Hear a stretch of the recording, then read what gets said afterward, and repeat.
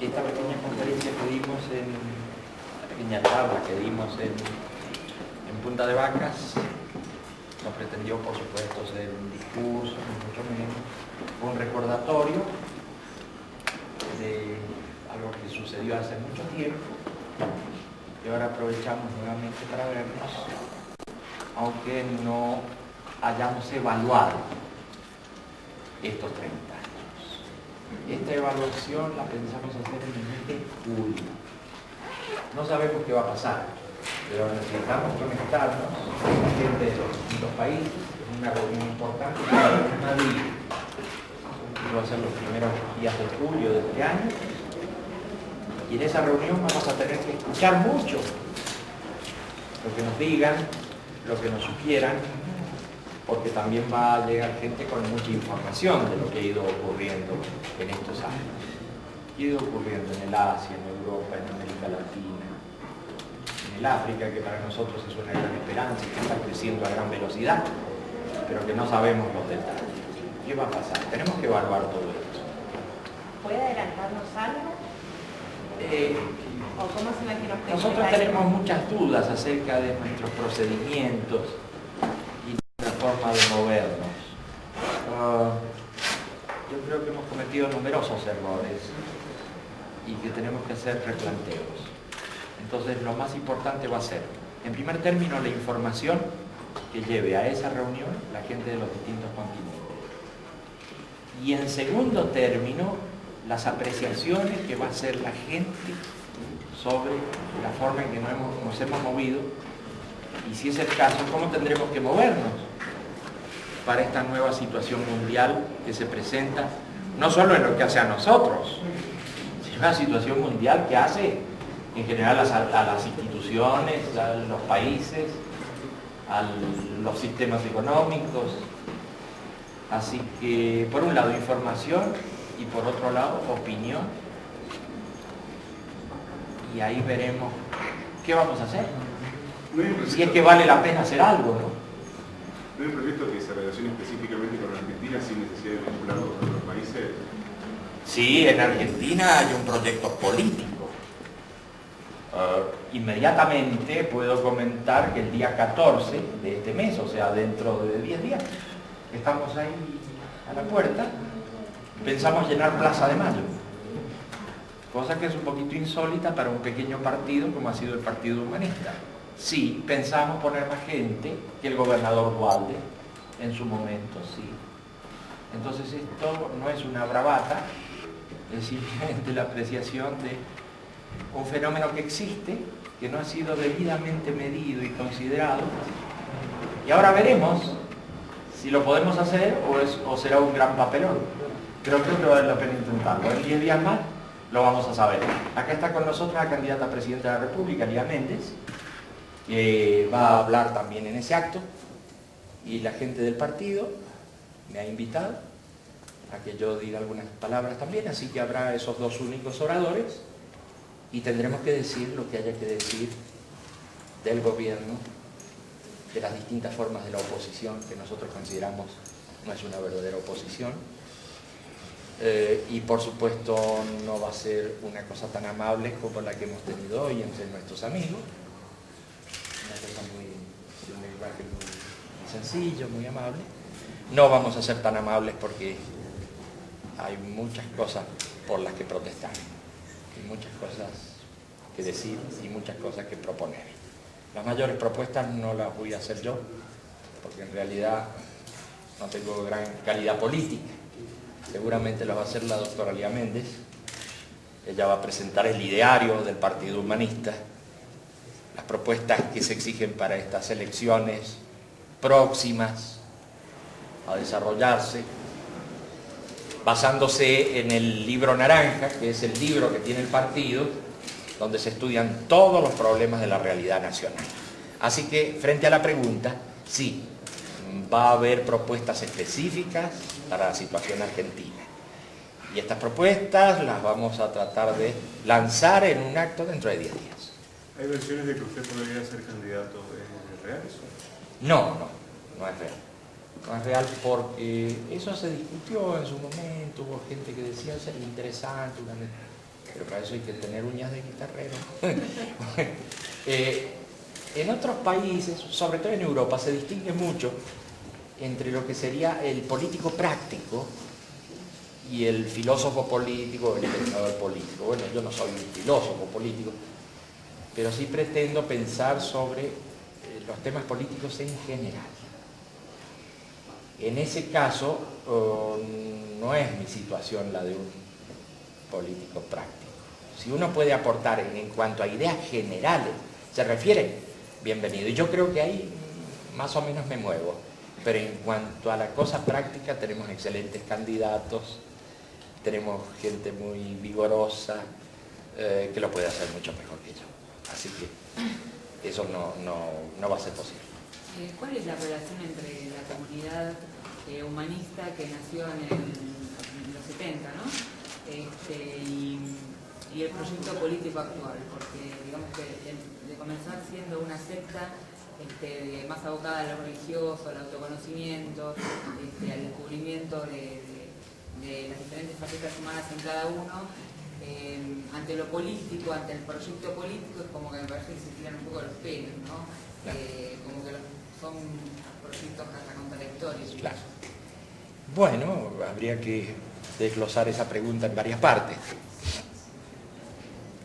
El movimiento humanista, que es el que ha dado origen a la Comunidad para el Desarrollo Humano, que es el que ha dado origen también al partido político, que es el que ha dado origen a numerosas organizaciones sociales, organizaciones de base, organizaciones culturales, ese movimiento es el mismo, que se expresa de distintos modos.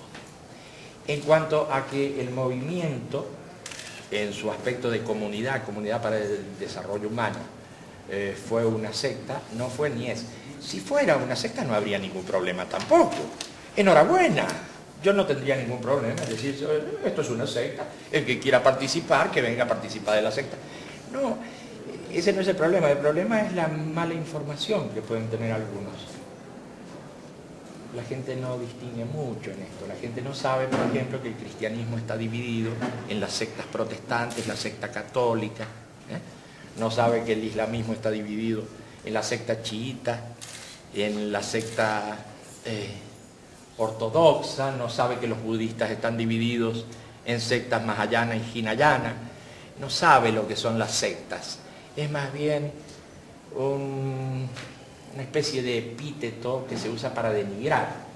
Primero se habla muy mal de la secta y luego se dice de usted que tiene una secta o que es una secta. Así que en realidad está mal informada la gente en esos campos. Pero por lo demás no es mucho lo que nos preocupa el tema, es simplemente una cuestión de que la gente debería informarse mejor, porque no se puede manipular así a la opinión pública. Y hay que saber de qué se trata, ¿no es cierto? Bueno, pero ese es un aspecto de la pregunta. El asunto de la secta y el asunto de si se tira de los pelos la comunidad con los partidos políticos y demás. En realidad no se tira de los pelos, sino que son aspectos muy diferentes de expresión de este movimiento. El movimiento, y lo explicamos una vez más, considera la realidad humana y la realidad social como muy compleja. Hay distintas expresiones. A nosotros nos parece que la expresión de un partido político simplemente es muy chica, es muy pequeña. El ser humano tiene otras necesidades que no son solo políticas. En décadas anteriores, la opinión estaba dividida entre los que pensaban en cosas internas y los que pensaban en cosas externas. Entonces la gente política no podía ni mirarse al espejo porque eso era internismo. Y la gente que hablaba de lo espiritual y todo aquello no quería saber nada con la cosa política porque eso era alteración, alienación y todo aquello. Hoy todo ha cambiado, se han venido abajo los esquemas tradicionales y nosotros seguimos en lo mismo. El ser humano es una realidad compleja, el ser humano tiene una existencia personal, una existencia interpersonal, es lo más importante de su existencia, y tiene también expresiones políticas, expresiones culturales, y eso es lo que pretende hacer el movimiento, expresarse en todos los campos. Y si hubiera necesidades religiosas, se expresaría también en el campo religioso. ¿Por qué no? No le tenemos miedo. Se acabó la censura que había hasta hace pocos años. No tenemos miedo de ese tipo de censura, que alguien diga, ustedes son religiosos, ustedes son políticos. Nosotros somos lo que tenemos necesidad de ser y tratamos de llevarlo adelante. Nos equivocaremos a veces en nuestra metodología, eso es cierto, pero somos muy francos en nuestro planteo. Siendo realmente inobjetable las ideas maestras, ¿por qué cree que la población ha aprendido tan poco a nivel mundial y a nivel local? Ese es el centro de nuestras preguntas, justamente. ¿Cómo puede ser que no se haya desarrollado como pretendemos que se desarrolle? Probablemente nos hayamos equivocado en la metodología. El planteo es, como bien dice usted, es bastante inobjetable, ¿no es cierto? Y sin embargo no ha tenido el vigor, la fuerza. A lo mejor nosotros personalmente no hemos tenido la calidad suficiente para expresar las cosas. Es nuestro tema de revisión en el mes de julio, precisamente. Ese. ¿Cómo ha visto al país en estos últimos 30 años, ¿no? Desde aquella declaración? ¿Cómo lo En el país, bueno, por supuesto que está mejor desde el punto de vista de que ahora no lo matan, no esté en la calle, o lo hacen desaparecer sin más. Bueno, en todo caso hay algunas desapariciones, pero bueno, pongámoslo así. Pero el país ha dejado de ser un país como tal. Por supuesto se va a argumentar que la globalización, que entonces los países no son necesarios. Bueno, pero precisamente ha dejado de ser un país, ha dejado de manejar sus recursos naturales, ha dejado de manejar sus empresas. El país está en un estado de indefensión total. ¿A cambio de qué? Nos dijeron que íbamos hacia la abundancia, nos dijeron que las clases humildes iban a estar en el mejor de los mundos. Esto no ha sido así, esto se sigue deteriorando y de mala manera. Así que creemos que tenemos que hablar mucho de ese tema, tenemos que hablar de la convertibilidad a la cual nos oponemos, tenemos que hablar de la dolarización a la cual nos oponemos, tenemos que hablar de las intenciones de pena de muerte, a todas esas agresiones a las cuales nos oponemos. Tenemos que hablar, bueno, de muchas cosas todavía. Pero si la pregunta es cómo nota usted a este país en estos 30 años, la respuesta es deteriorándose, como deteriorándose la situación general de todos los países de Latinoamérica. Sí, la OTAN anunció, a partir de la guerra de los Balcanes, que está dispuesta a intervenir en cualquier parte del mundo donde lo crean ellos necesario. ¿Cómo haría el humanismo para enfrentar esa formidable maquinaria bélica que parece haberse transformado ya definitivamente en el gendarme del mundo? Claro, por lo pronto eso es una alianza militar. Esa alianza militar se ha superpuesto a organismos como las Naciones Unidas. Existe una Asamblea General, existe un Consejo de Seguridad. Si vamos a dirimir cuestiones internacionales, debemos pasar por Naciones Unidas. Lo ha dicho Kofi Annan, lo han dicho los rusos, lo ha dicho representantes de distintos países. Acá una alianza militar se ha impuesto sobre los organismos internacionales. ¿Qué quieren hacer? ¿Hacer desaparecer a las Naciones Unidas? Esto es un desastre. Si una alianza militar va a decidir lo que pasa en otros países, va a hacer desaparecer a los países, porque se acabó la soberanía de Serbia, se acabó la soberanía de los Balcanes. Una alianza militar directamente interviene. Se dirá, pero el genocida, esa es otra discusión. La discusión sobre Milosevic es otra discusión. Esa discusión se tiene que hacer en la organización que corresponde, la de Naciones Unidas, y no una alianza militar. ¿Quién es una alianza militar? Para hablar de la juridicidad y para hablar de los derechos humanos, nada menos que una alianza militar.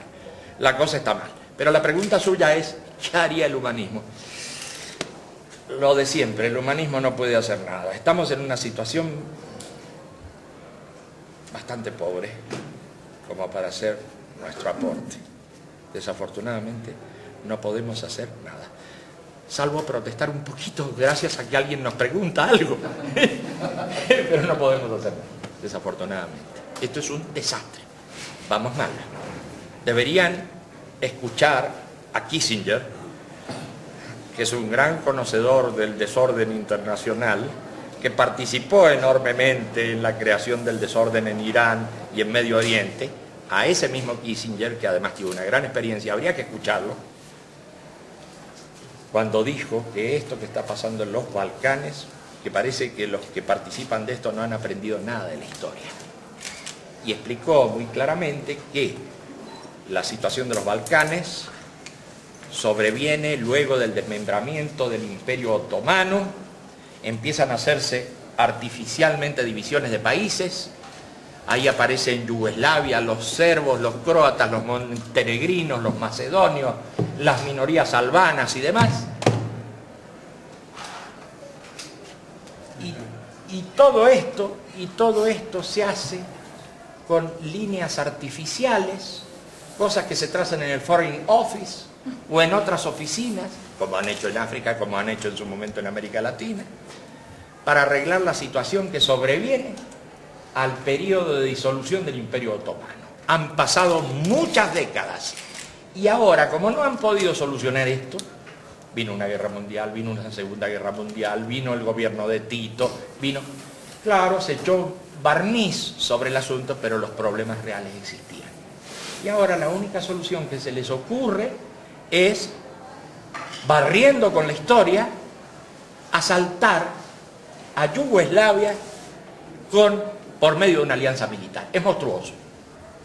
En fin, sería largo extenderse sobre esto, pero por lo menos deberían escuchar a Kissinger, como mínimo. ¿Cómo es su vida hoy? ¿Qué hace? ¿Perdón? ¿Cómo es su vida hoy? ¿Qué hace? Es una vida bastante tranquila, con algunas propiedades inmobiliarias, liquidada ya toda la cuestión agrícola que teníamos con mi mujer. ¿Qué más? Estamos armando una playa de estacionamiento. No, está bien, está bien. Vive de renta, tío. No lo pondría de ese modo exactamente, pero es bien tranquila. Algunos libros se publican también y no estoy mal.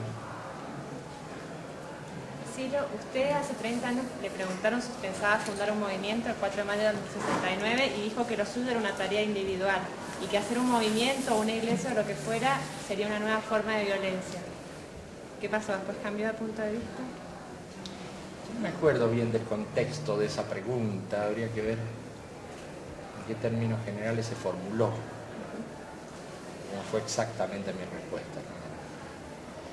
Pero no me parece que un movimiento basado en la no violencia sea una forma de violencia. Tal vez si no tiene en cuenta esa base pueda todo movimiento convertirse en una forma de violencia.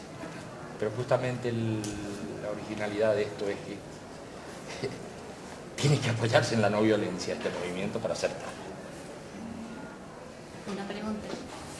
Usted ha hablado de un proceso mundial que se ha ido dando en estos últimos años. A mí me interesaría saber qué papel juega dentro de ese proceso mundial la prensa. ¿Cómo la ve usted a la prensa? Bueno, yo creo que la Ahora, prensa, como toda estructura, es lógicamente una estructura de poder. Y por supuesto que no es conveniente para la prensa que existan otras estructuras. Todas las estructuras luchan por el poder. Entonces, siempre va a ser interesante que las otras estructuras pierdan fuerza a fin de que la prensa gane su propio desarrollo. Entonces, si yo tuviera que elegir, si yo fuera una empresa de prensa, tuviera que elegir entre un partido, que es una estructura, o alguien que no tiene partido y no tiene base social y no representa a nadie, yo probablemente apoyara a ese que no representa a nadie, que no tiene base social, porque para mí no es una estructura de competencia. Mientras que un partido, sobre todo si tiene base y demás, me crea problemas. Yo, si trabajara con los medios de prensa, yo preferiría a la gente que no tiene arraigo popular, que no tiene estructuras, que no tiene fuerza e influencia sobre el pueblo, sino más bien elegiría candidatos mediáticos. Eso elegiría. ¿Usted cree, lógicamente. ¿Usted cree como Sechetto de que los medios de prensa, los medios de comunicación transmiten la ideología de la clase dominante? Si yo creo como quién, Sechetto. no lo he seguido. Es una teoría que tiene No lo he seguido. el tipo de medios alternativos. Pero la cosa es más dudosa. Yo hago un planteo más organológico que clasista. Yo creo que se trata de estructuras que quieran que sí o quieran que no están en lucha entre sí para manejar cada vez una cuota mayor de poder. Yo creo eso, más que lo de las ideologías dominantes o no dominantes. No me parece que sea así. Por otra parte, debemos distinguir entre la empresa periodística, que es una empresa como cualquier otra, y el material humano, la gente que trabaja en la empresa periodística. Los periodistas tienen una existencia real, son personas, son ciudadanos, tienen su opinión, y cuando pueden, por supuesto, también plasman su opinión. Así que en una gran empresa, que a lo mejor tiene intereses económicos muy precisos, sin embargo los periodistas tienen otro tipo de intereses. La cosa es compleja. Pero en todo caso no creo que se limite todo a un tema de clase dominante. Creo que es una estructura que tiene que desarrollarse. Como toda estructura tiende a desarrollarse, no hay nada de malo en ello. El periodismo también como estructura tiende a desarrollarse. Y si no se desarrolla, sucumbe. Silo, ¿cuál es el lugar? ¿Cómo se relaciona con el poder? ¿Con el poder quién? ¿Yo? Yo personalmente no me relaciono con el poder, es más, tengo muy pocas relaciones con los representantes del poder. Ojalá me pudiera representar bien con la prensa, porque la prensa es la que informa a la opinión pública. ¿Es verdad que estuvo muy cercano a Perón? No, no es cierto eso, lo he escuchado en alguna prensa, lo he leído en alguna prensa del país y también lo he leído en alguna prensa de Europa, particularmente una cierta prensa suiza, que largó la especie de que había una amistad personal con Perón. No me parece nada grave por otro lado, si hubiera habido esa amistad le diría sí, era un gran amigo de Perón, solo que nunca lo conocí, así que eso no es posible. Silo, Sí. ¿cuál cree que es el lugar o va a ser el lugar del Partido Humanista en un país como Argentina tan propenso a la polarización, como se demostró en todas las elecciones históricamente? Ese es un gran problema, ese es un gran problema. Los dos partidos importantes van a tratar justamente de polarizar. El Partido Humanista, en su medida, va a tratar de demostrar que son la misma cosa. Y veremos qué hace la izquierda, que está tan atomizada. Nosotros la convocamos continuamente a que participe. La izquierda insiste en que hagamos un frente, ya se hizo frente en su momento. De ahí salió el frente, el FRAL, ¿no es cierto? Y luego no continuó esa cosa y bueno, y sigue la fragmentación. Bueno, vamos a invitarlos aunque sea a Plaza de Mayo, a ver si acuden todos los grupos de la izquierda y se llega a las elecciones con una cosa más contundente. Pero yo tengo la impresión de que frentes, como hemos conocido, frentes en la izquierda no va a haber. Y el Partido Humanista no va a formar parte de frentes. Lo que sí le pide a toda la gente de izquierda es que sin perder su individualidad, participe, vaya como candidato en las listas del Partido Humanista. Usted del Partido Comunista, enhorabuena, vaya en las listas del Partido Humanista, no renuncie a su ideología. Usted es de otro partido de izquierda, es socialista, participe. Algunos están considerando esa posibilidad, la de ser candidatos independientes del Partido Humanista. Veremos en qué termina, pero lo de los frentes no me parece que vaya a funcionar bien. ¿Qué sentido tenía el hacer las cenas que se hicieron dentro del país y que comenzó en Tucumán el año pasado? Se hicieron muchas cenas y hubo, la doctora Lía Méndez precisamente estuvo en casi todas ellas y se participó muy bien en distintas partes del país y se notó una adhesión popular muy grande. Creo que avanzó mucho el partido porque se comunicó tete a tete con la gente, mano a mano, corazón a corazón, en los barrios más humildes, en los lugares más desposeídos. Se hicieron cenas por todos lados que eran de confraternidad. Me parece que sí, que se ganó mucho, pero desde Tucumán a Tierra del Fuego. Yo participé de algunas de ellas. Sí, Francamente formidable. Lo que me llama la atención y me parece notable y distinto es que generalmente los actos del humanismo tienen que ver más con la base y con reuniones con la base y con cenas con la base que con relaciones entre el poder y las cúpulas y las estructuras. ¿Por qué? No sé, es la dirección que siempre tomó, va para allá. Y con las cúpulas, algo hace mal el Partido Humanista, pero no se entiende. ¿No escucha? ¿Eh? ¿No escucha? No sé, pero siempre va hacia la base y siempre sale bien todo con la base.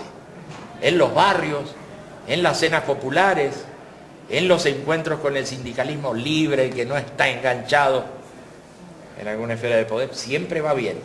En cuanto empiezan los contactos y las relaciones con las cúpulas de otros partidos, todo termina muy mal. Muy mal. ¿Será falta de talento? Puede ser.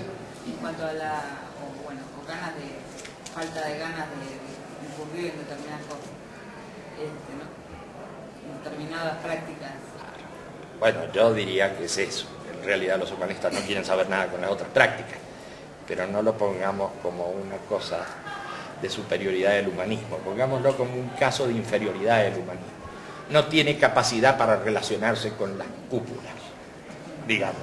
¿Y esto ha llevado a modificar la estructura verticalista que tenía el movimiento? El movimiento tiene mucho de vertical y no se asusta por eso, tampoco. Tiene muchas cosas verticales. Y claro que esa verticalidad es con mucho consenso. Es la misma gente la que dice, bueno, hagamos tal cosa. La gente no tiene problemas con eso. Señores, yo les agradezco. A ver. ¿Qué quiere decir? En la época en que yo era gimnasta, quería decir flaco, largo, desgarbado. Luego aparecieron los misiles nucleares, ya quedó bastante fea la imagen. Pero es eso, un lugar de almacenamiento. Pero también es un seudónimo, básicamente es un seudónimo. ¿Pero por qué ese seudónimo? ¿De dónde nació? ¿Quién se lo puso? Ese seudónimo nació en el Club de Gimnasia y Esgrima. Con varios compañeros y con un profesor que tenía yo de gimnasia, Gustav Neumann, y que me pusieron ese seudónimo. Pero los seudónimos son una historia también que existe en todos lados. ¿Quién no conoce a Neruda, que es un gran seudónimo, pero es un seudónimo, o Almafuerte en Argentina? Ni hablar de la época de gloria de los socialistas del campo del socialismo real. Lenin, ¿es un nombre? No, es un seudónimo. Trotsky, Stalin, son todos seudónimos. En una época se usaban mucho los seudónimos y todavía se usan mucho los seudónimos en literatura y en otros campos. Bueno, un seudónimo más. No le hace mal a nadie. Señores, les agradezco muchísimo la presencia de ustedes. Si quieren tomar algunas cositas. Muchas gracias realmente. Sí, como no. Presencia del periodismo esta tarde a las 8 de la tarde en el centro, una especie de cenita fría, algo así.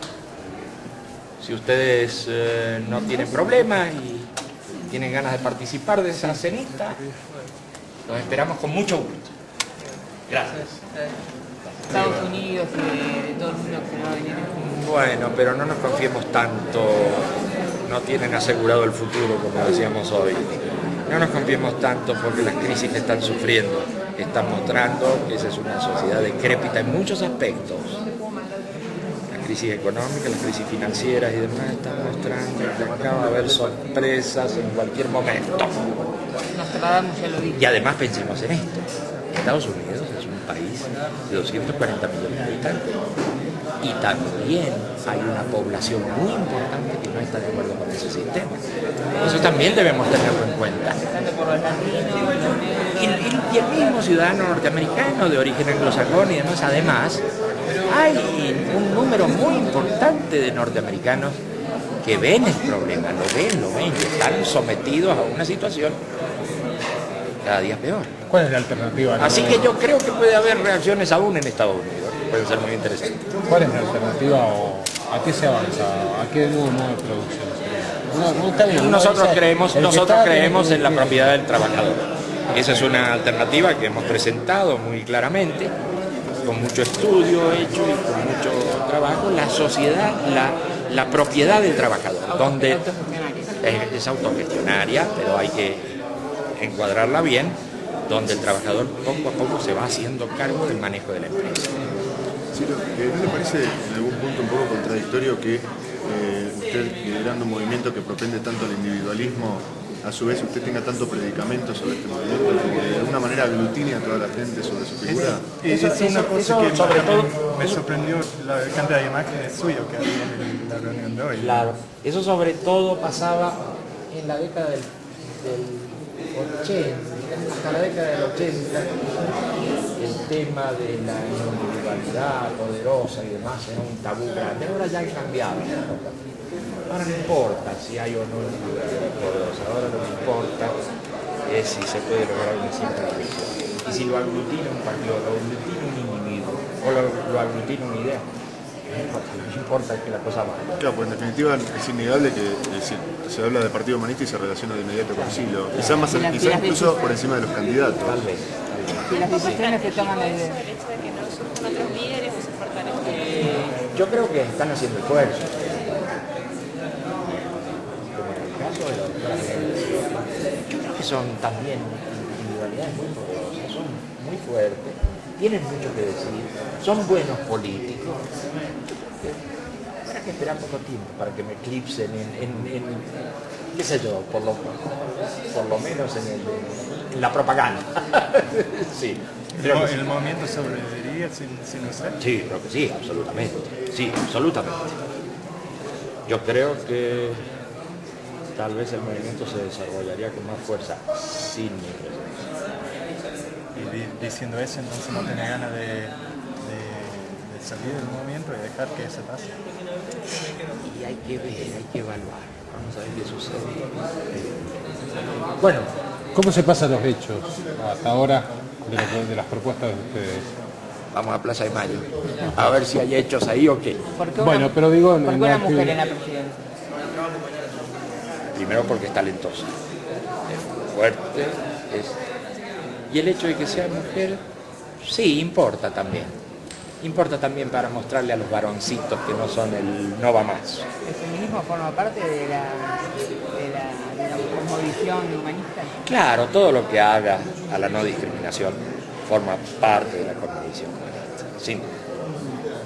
Vamos a tomarnos unas cositas que nos van a dejar sin nada.